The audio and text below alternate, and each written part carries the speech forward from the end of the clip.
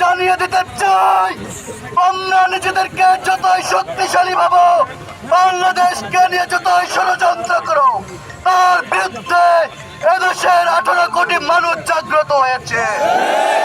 আমরা আরেকটা পরিষ্কার ভাষায় জানিয়ে দিতে চাই, আওয়ামী লীগ যারা পৃথিবীর সবচেয়ে নিকৃষ্টতম জঙ্গি সংগঠন, প্রশাসনকে জানিয়ে দিতে চাই, এই প্রশাসন বলে আওয়ামী লীগের বিরুদ্ধে মামলা নয়। আপনারা কোন মুখে বলেন আমি ফজলে রাব্বিকে কোন মামলায় গ্রেফতার করানো হয়েছিল? আমি কোন মামলায় কোথায় হত্যাকাণ্ড সংঘটিত করেছিলাম?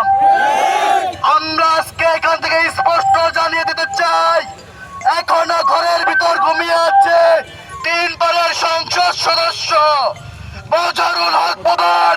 তার ইশারায় আজকে রাতের ভিতর গ্রেফতার করানো হবে।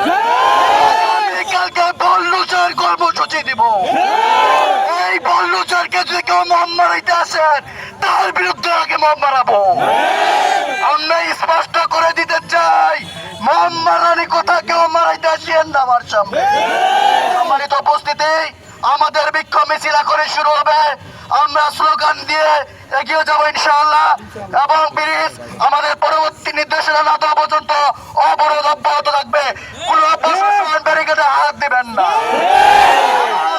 আমাদের কর্মসূচি আপনার না বলা পর্যন্ত ব্যারিকেডে হাত দিলে তার অবস্থা সামলাইতে পারবেন না।